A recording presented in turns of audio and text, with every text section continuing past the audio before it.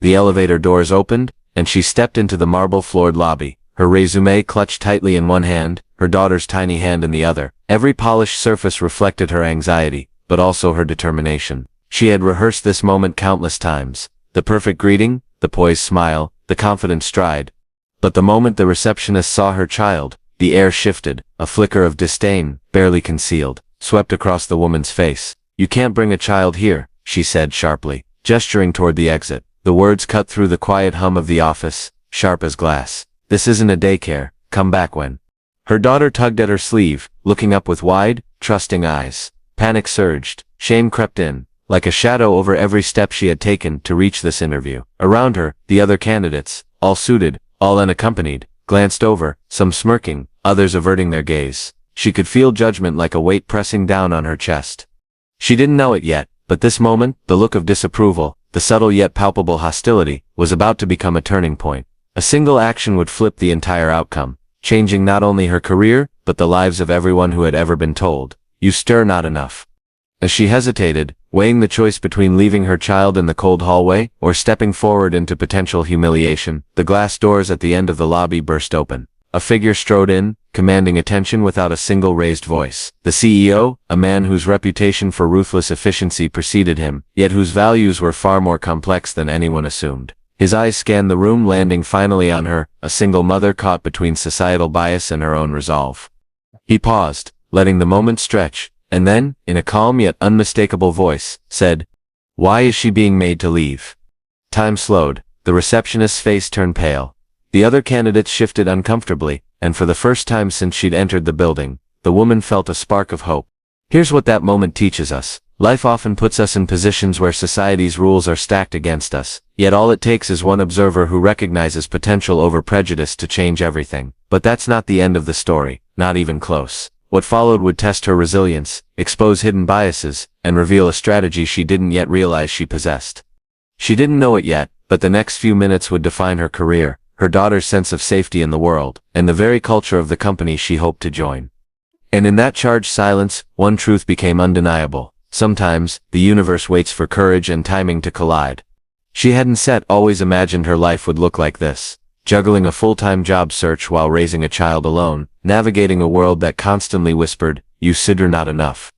Just a few years earlier, she had been climbing steadily in her career. She had ambition, skill, and a vision for herself. But life had thrown curveballs, a sudden breakup, medical bills that piled up like walls, and a corporate culture that subtly punished women for pregnancy, for caregiving, for daring to exist outside their narrow mold. The bills weren't just numbers on a page, they were symbols of society's indifference. Each notice, each late fee, chipped away at her confidence, and yet she persisted. She took temp jobs, freelanced, and sacrificed sleep to study certifications that would make her more marketable. She had trained herself to spot opportunities where others saw obstacles. But more than that, she carried a philosophy forged in necessity. Your circumstances do not define your potential. Your actions do. This was not bravado. It was survival intelligence. Every setback had taught her how to read people, how to anticipate resistance, how to position herself strategically. Her daughter was both her motivation and her vulnerability. At night she would study while her child slept beside her, imagining a world where her daughter would never hear the words, "You don't belong here." She wanted to prove through her own life that excellence is not a privilege, it is a choice, even under pressure. And yet the world she was stepping into this morning had been explicitly designed to reject people like her. Office policies, unwritten social codes, microaggressions, they all reinforced a subtle, insidious message: women, especially single mothers, were anomalies, to be managed, tolerated, or outright excluded. Every step toward this interview had been a battle. The cab ride where she'd explained to her child why they couldn't bring a stroller inside. The last-minute outfit change because her dress had a stain. The mental rehearsal of answers to questions she'd anticipated for weeks. And now the lobby was testing her resolve, amplifying every fear she had tried to suppress. Here's what that moment teaches us. Talent, preparation, and intelligence are necessary, but they are not always sufficient. Systems of power are designed to test the limits of human resilience, and the deeper the structural bias, the higher the stakes for those who dare to step forward. She didn't know it yet, but this pattern, of being underestimated, dismissed, and quietly judged, had equipped her with an unseen arsenal. Every hardship, every whispered slight, had prepared her for a confrontation far bigger than this lobby. She had unknowingly been building the internal architecture of a comeback that would astonish even those who doubted her. And as she stood there, daughter in hand, facing the cold indifference of the receptionist. The lesson was clear. Survival alone was not her goal. This was her chance to reclaim dignity, to expose injustice, and to transform the system from within. The tension in the lobby thickened. Every second felt like a test, and just when it seemed like she might crumble under the weight of expectation and bias, a quiet realization struck. She could choose how to respond. She could leave, or she could rise. The question hung in the air, unspoken but electric. Which path would she take? She froze. Her hand tightened around her daughter's, the tiny fingers gripping back with instinctive trust. The receptionist's impatience had turned almost hostile, and the other candidates shifted in their seats, eyes darting between her and the unfolding scene. Every instinct screamed at her to turn, to retreat, to protect her child from the judgment of strangers. And yet, another voice, quieter but far stronger, whispered within her. If you leave, nothing changes. If you stay, you assert your worth. This was the fork in the road, the moral dilemma that would define more than just this job. She could exit gracefully, avoiding confrontation, sparing herself embarrassment, keeping her child safe in the immediate sense. She could fold under societal expectation, just as so many women like her had done before. Or she could rise, stand firm, challenge the bias subtly but powerfully, not with anger, not with entitlement, but with the quiet assertion that her skills, her intelligence, and her humanity mattered, and that her circumstances did not diminish her capability. Here's what most people don't understand about moments like this. Moral courage is not loud. It isn't theatrics. It is precise, deliberate, and calculated. It's the choice to act when every social and psychological pressure tells you to submit. Neuroscientifically, this is the moment when the prefrontal cortex, the center of executive function and decision-making, must override the amygdala, the emotional alarm system triggered by fear and shame. She felt that internal battle raging, and for a moment, the panic threatened to win. She didn't know it yet, but the decision she made in these next few seconds would ripple far beyond the walls of the lobby. One path would reinforce the system of subtle oppression. The other would plant the seed of disruption. The receptionist's voice cut through her hesitation again, sharper this time. I'm going to have to ask you to leave. Her daughter's eyes widened, and she saw trust mirrored there. She realized that leaving now would send a different message, one that said, the world decides your value, not your skill or your effort. A single action flipped the entire outcome. She squared her shoulders, lifted her chin, and spoke, not in defiance, not in panic, but in calm, unwavering clarity. My child is with me, and I am here for the interview. If this is a problem, then perhaps we need to reconsider the approach to talent in this organization. The words hung in the air. There was a pause so long it felt infinite. The receptionist flinched, as if the very audacity of her composure had disrupted the social script. Other candidates looked away, unsure how to react, and then footsteps, strong, purposeful. A presence that immediately shifted the power dynamics. The CEO had entered the lobby. His gaze, calm but penetrating, fell on her. It was more than recognition, it was acknowledgement. And in that instant she realized something crucial. Courage alone was not enough. She needed strategy. She needed clarity. She needed the hidden power she had been building silently, one hardship at a time. Here's what that moment teaches us. Moral courage and strategic insight often arrive simultaneously. When faced with systemic bias, the choice isn't simply between retreat and confrontation. It's about asserting value with intelligence, timing, and composure. The fork was chosen. She had taken the path of rise, but the road ahead, the confrontation, the public exposure, the test of her resilience, was only just beginning.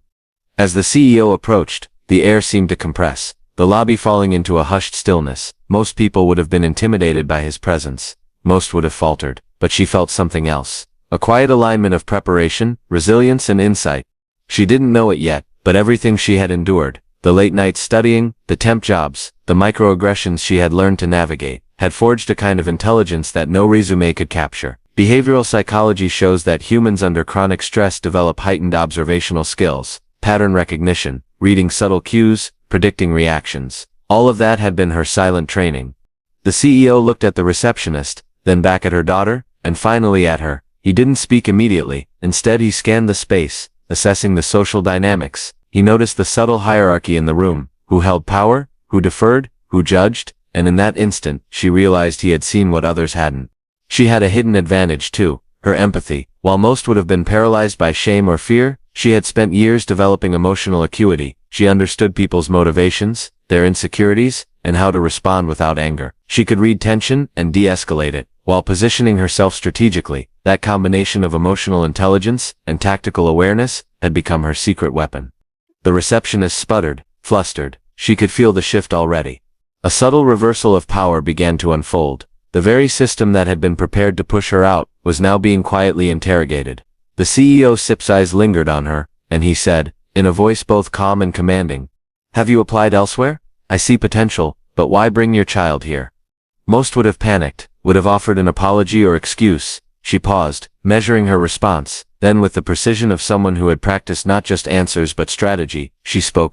"I bring my child because excellence does not require isolation. I manage my responsibilities with discipline, and I arrive prepared. My skills, not my circumstances, define my value." The CEO's gaze softened, a subtle nod acknowledging both her intelligence and courage. She didn't know it yet, but that moment planted a seed. He recognized not just her ability, but her strategy, her foresight, and her capacity to operate under pressure. This was the first small reversal of power. Others had assumed she was vulnerable, unprepared, or incapable, but she had quietly cultivated competencies that made her untouchable in this moment. A single measured answer had reframed her perceived weakness as unmistakable strength. Here's what that moment teaches us. True power is often invisible. It's the cumulative effect of preparation, emotional mastery, and strategic insight. People overlook it because it doesn't announce itself loudly. It moves silently, waiting for the right moment to assert itself. She didn't know it yet, but the trajectory of the interview, the subtle social hierarchies, the biases, the microaggressions, had already begun to shift. One quiet observation, one composed answer, one calculated pause, all of them had begun to tip the scales in her favor. And as she stood there, daughter in hand, the lobby no longer felt hostile. It felt like a chessboard, and she had just made her first move. Just as the tension seemed to shift in her favor, the lobby's atmosphere thickened again. The receptionist, rattled but still determined to assert authority, leaned in with a clipped tone. "Sir," she sits disrupting the office environment. "There are protocols." Before she could respond, one of the other candidates, sensing an opportunity to elevate themselves, interjected with a whisper loud enough to carry. "She should be here. It sits unprofessional." The words stung. They weren't just a judgment of her presence. They were a reminder of every societal barrier she had fought against. Bias, subtle and overt, had a cumulative force, and now it surged at full volume in front of the people she had hoped to impress. Her daughter shifted in her arms, sensing tension. For a fleeting moment, the weight of public scrutiny, of systemic injustice, threatened to crush her. The lobby's polished floors now felt like a stage where her failure would be displayed, magnified by every eye in the room. And then it happened. The receptionist, frustrated, made a fateful move. She called security. Time slowed. The footsteps of approaching guards echoed like a warning drum. She could feel her chest tighten, her pulse racing. This was the breaking point. Neuroscience calls this the fight, flight, or freeze moment, when cortisol spikes and the mind battles between instinctual retreat and calculated response. Most would have left, most would have handed their dreams over to fear, but she didn't, not yet. Instead, she drew a slow, deliberate breath. She looked at her daughter, eyes locking in a silent promise. "We endure, we rise." Then she turned to face the security team, calm but firm, and stated clearly, "I am here for an interview I scheduled. I will cooperate, but my rights and my dignity will not be compromised." The CEO, who had been observing silently, finally stepped forward. His presence alone changed the energy in the room. He addressed the receptionist and security with a measured authority. "This candidate will not be removed. If anyone here cannot respect that, we will address it later." The humiliation of the public breakdown had been imminent, a potential career-ending moment, amplified by bias and misunderstanding, but she had survived it, barely. Here's what this moment teaches us. Systemic obstacles are designed to test resilience at the point of maximum vulnerability. Public scrutiny, microaggressions, and institutional rigidity often coincide to amplify stress, and yet, the way we respond under pressure reveals not just character but latent power. She didn't know it yet, but surviving this breakdown wasn't just about getting into the interview room. It was about proving first to herself and then to the world that courage and strategy could withstand even the most calculated attempts to suppress them. As the guards retreated, the lobby held a new energy. The power dynamics had shifted subtly, but the final reversal, the transformation of the system itself, had not yet arrived. That would come soon, but only after a deliberate, strategic climb.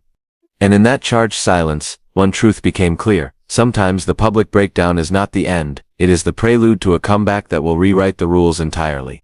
After the hallway drama, she stepped into the interview room, her daughter's hand still in hers. The receptionist had retreated, whispers fading behind her, leaving a stillness that felt almost sacred. But the real moment wasn't the silence. It was the realization that her previous strategy, while effective in asserting presence, was only the opening move.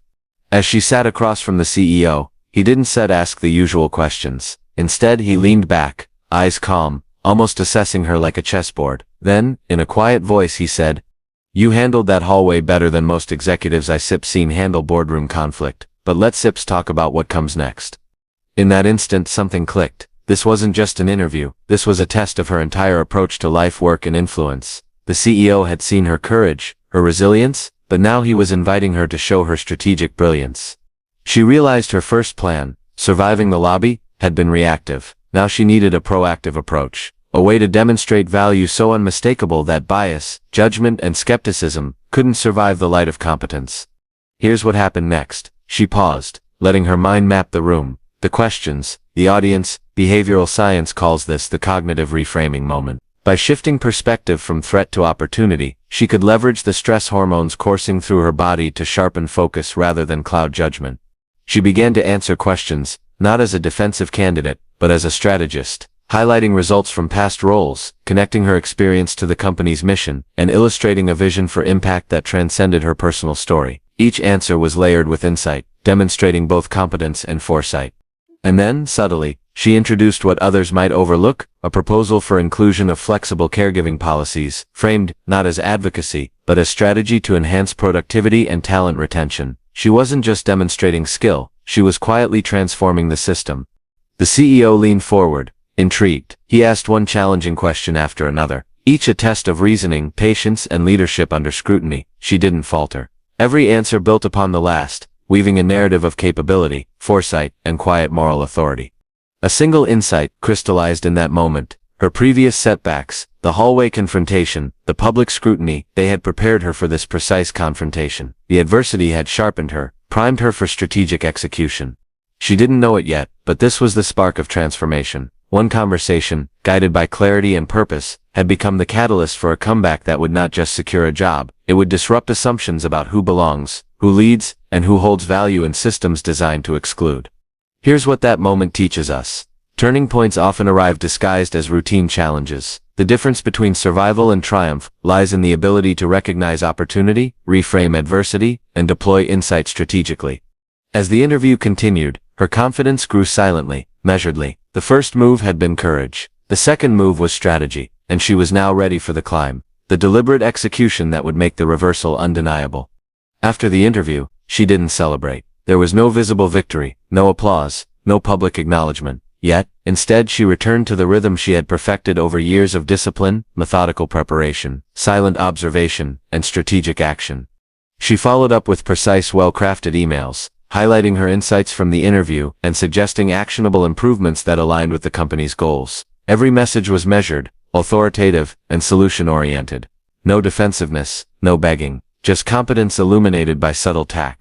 Simultaneously, she began to build alliances quietly. She reached out to colleagues in the industry, mentors who had seen her potential, and individuals who had influence in the company's ecosystem. Behavioral science shows that social proof and network reinforcement amplify credibility, and she leveraged it masterfully without fanfare. At home, she continued refining her skills while caring for her daughter. Long nights and early mornings were transformed into laboratories of practice, mock presentations, scenario planning, and strategic reflection. Each small action, each deliberate effort, became a stepping stone in a climb invisible to those around her. The system that had tried to suppress her now faced a paradox. Her competence could not be ignored, yet it remained unassuming, almost invisible to those who relied solely on conventional markers of success. While others focused on hierarchy and status, she cultivated influence and results. Here's what most people miss about silent execution. True transformation often occurs away from public recognition. The seemingly mundane actions, meticulous planning, thoughtful communication, disciplined skill building, compound over time into undeniable power. In neuroscience, this is the principle of neuroplasticity in action. Repeated focused effort rewires capability and confidence, creating performance that looks effortless when revealed. Weeks passed. Her proposals gained traction. Small victories accumulated. A manager endorsed her idea. A mentor connected her with a key decision maker. A policy suggestion she had crafted began circulating internally. Each success was quiet, almost invisible, yet each shifted the power dynamics in her favor. She She didn't know it yet, but these silent wins were laying the foundation for a public reversal. Like a chess player maneuvering pieces unseen until checkmate, her strategy was building momentum in plain sight yet hidden from immediate view. Here's what that moment teaches us. Transformation is rarely instantaneous. True influence grows in silence, through deliberate effort and unwavering discipline. By the time the world notices, the groundwork has already been laid, making the eventual success inevitable. And in the quiet of her preparation, one truth became undeniable. The system that had tried to break her would now be the very stage on which she would demonstrate her mastery. The day arrived. The company held an all-hands meeting, a routine gathering for many, but for her it had become the stage for a transformation years in the making. She entered, daughter in tow, calm, composed, carrying the quiet confidence of someone who had navigated every obstacle with intelligence and resilience. As she presented her proposal, a strategic plan to improve productivity while fostering inclusivity, the room initially buzzed with polite skepticism. Many had discounted her earlier, assuming her presence was a curiosity rather than a contribution. But she spoke with clarity, authority, and precision, layering data, psychology, and real-world examples into an argument impossible to ignore. She didn't just present ideas, she reframed the narrative. She highlighted how overlooked talent, especially women and caregivers, could drive innovation and retention. She demonstrated with subtle brilliance that systemic biases were not just unjust, but strategically inefficient. Whispers spread through the room. Executives who had questioned her presence weeks earlier now leaned forward, eyes wide. The CEO, sitting at the head of the table, allowed a small approving nod to pass unnoticed by the rest of the room, but it was enough. She didn't need fanfare. The evidence of her capabilities spoke louder than any applause could. And then, the moment of reckoning. The same receptionist and skeptical candidates who had mocked her earlier were in the audience. Their expressions betrayed disbelief and discomfort as colleagues began to acknowledge the value she brought. She didn't need to call them out. Her presence, preparation, and insight did it for her. A single action flipped the narrative completely. She closed the presentation with a practical pilot proposal and a challenge to the team, not confrontation, but collaboration. The effect was electric. The room shifted from skepticism to engagement. Ideas sparked, decisions moved toward implementation. The system, once biased and resistant, had begun to bend toward equity and efficiency because she had engineered the conditions for change. Here's what that moment teaches us. True reversal is not about vengeance, it's about mastery, strategy, and moral clarity. The tables turn not by shouting louder, but by acting smarter, demonstrating value, and creating undeniable proof that the system's assumptions were flawed. Her daughter, sitting quietly in the corner, watched as her mother's authority transformed the room. She didn't know it yet, but she was witnessing a blueprint for courage, intelligence, and resilience. A living lesson in how one person, armed with preparation and strategy, could change the culture around them. The public reversal wasn't just a personal victory, it was systemic. Those who had doubted her were confronted by the reality of her capability, and the organization itself began shifting, even if subtly, toward a more inclusive, enlightened path. And as the meeting concluded, one truth became undeniable. Excellence, when paired with courage and strategy, cannot be ignored. Biases crumble, obstacles yield, and transformation becomes inevitable. The lobby and the office that had once seemed hostile now felt almost unrecognizable. News of her presentation and strategic insight spread quickly through the company, carried by colleagues who had witnessed her quiet mastery. What had once been a moment of humiliation became a case study in competence, resilience, and moral authority. The receptionist, who had tried to enforce bias, now found herself reassessing her own assumptions. She offered apologies, small but genuine, acknowledging the misjudgment she had perpetuated. Some of the skeptical candidates quietly approached her, asking questions they had once mocked, now seeking mentorship instead of judgment. The very people who had doubted her were being transformed by the evidence of her ability. The CEO, who had recognized her potential early, formally offered her a role with not only responsibility but influence, a chance to reshape company policies and mentor others who had been overlooked. She didn't just earn a position, she gained the ability to change the system from within. But the impact didn't stop at the office doors. She became a quiet inspiration in her community. Other single mothers, young professionals, and anyone who had been sidelined by systemic bias began seeing that excellence combined with strategy and courage could disrupt entrenched systems. She didn't seek recognition or fame, she sought transformation, and it rippled outward organically. Here's what this moment teaches us. Victory is not always about defeating an enemy. True success reshapes environments, uplifts others, and turns moments of struggle into catalysts for collective change. Redemption is not just personal, it's systemic.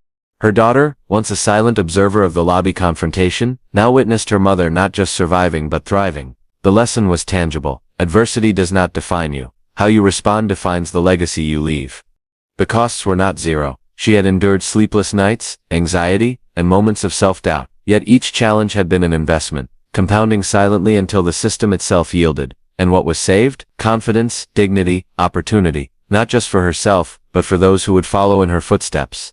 She didn't know it yet, but the aftershocks of her actions were only beginning. Small policies began to shift, colleagues began to mentor differently, and a culture of accountability and fairness took root in subtle but permanent ways. One moment of courage, amplified by intelligence and strategy, had begun to create lasting change.